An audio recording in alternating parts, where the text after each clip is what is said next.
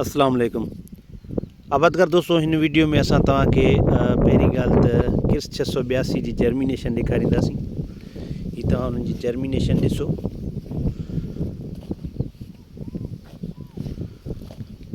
जेकॾहिं पहिरियों पाण प्लाट में अचूं त उन जे हिसाब सां कोशिशि कंदासीं तव्हांखे क्लियर करे ॾेखारियूं।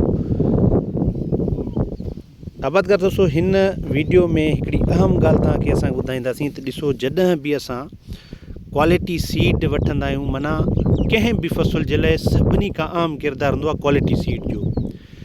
जेकॾहिं तव्हांजो ॿिज क्वालिटी न आहे, प्योर ॿिज न आहे ऐं जर्मिनेशन उन में सुठी न आहे, बीमारियुनि खां को ते मुदाफ़ियत कोन अथसि, टेम्परेचर खां को ते मुदाफ़ियत कोन अथसि, त उहो मतिलबु तव्हांजी फसल करण जो को ख़ासि फ़ाइदो न थींदो।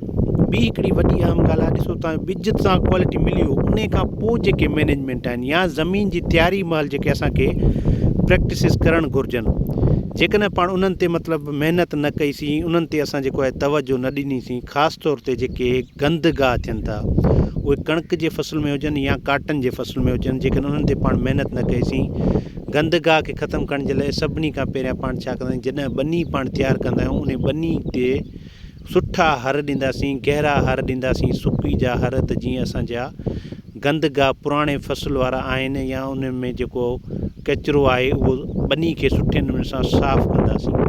उन खां पोइ जॾहिं ॿिज असां लॻाईंदा आहियूं, ॿिज लॻाइण खां पोइ असां उन ते स्प्रे कंदा आहियूं त गंदगाह घटि थियनि ऐं असांजा जेको आहे वण या फसल उहे जल्दी निकिरी अचनि। हाणे जेकॾहिं असां मिसाल गंदगाह ते कंट्रोल न कयोसीं त उहे छा कंदा, त उहे असांजे फसल सां मुक़ाबिलो कंदा, असांजे फसल सां मतिलबु वधण में मुक़ाबिलो कंदा, खाद खुराक खाइण में मुक़ाबिलो कंदा, पाणी खाइण में मुक़ाबिलो कंदा, जेको असां फर्टिलाइज़र वग़ैरह उनखे ॾींदासीं, या जेकॾहिं मिसाल गंदगाह वधीक हूंदा त उहो ॿूटो असांजो सिज जी रोशनी मां सही नमूने सां सर्वाइव न कंदो, हवा सही नमूने सां न ईंदी।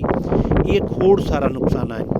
जिते तव्हां हर शइ ते महिनत कयो था, उते जेकॾहिं गंदगाह जे हवाले सां पंहिंजे फसल ते महिनत नथा कयो त तव्हांखे तमामु घणो नुक़सानु आहे। रिपोर्टूं थियनि थियूं त ईअं सम्झो त 30 खां 50% या 40 खां 60% असांजो फसल जो मतिलबु नुक़सानु, पैदावार में नुक़सानु असां इन्हनि शयुनि जे करे बि खाई सघूं था।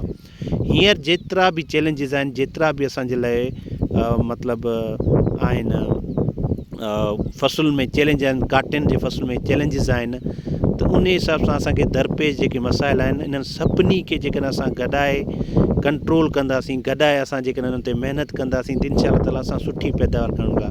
खोड़ सारा असांजा आबादगार आहिनि जिन 60 मण, 65 मण, 70 मण वणनि जे फसल मां असां मतिलबु पैदावार खई आहे। ऐं तव्हां इन्हनि शयुनि जी आबादगार पाण तस्दीक कंदा आहिनि। ऐं 40 मण, 50 मण जेकॾहिं मिसाल या 35 खां 45 मण ताईं जंहिं आबादगार जी एवरेज थी अचे, उन आबादगार जी महिनत, उन आबादगार जी हिमत, उन आबादगार जी प्लानिंग सभिनी खे सलाम आहे।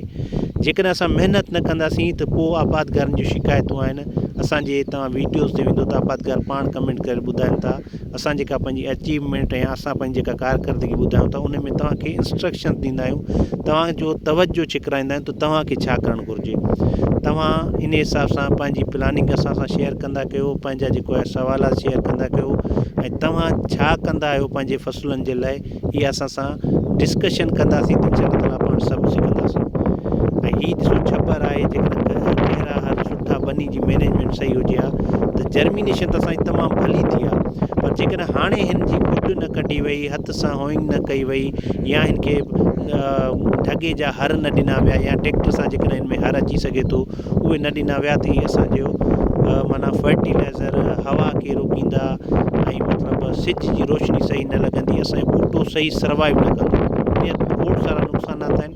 इन्हनि सभिनी खां बचण जे लाइ तव्हां कोशिशि कंदा कयो पंहिंजे फसल खे गंदगाहनि खां बचाईंदा कयो। उमेद आहे वीडियो तव्हांखे पसंदि आई हूंदी। वीडियो पसंदि हुजे लाइक एंड शेयर ज़रूरु कजो। Thank you so much.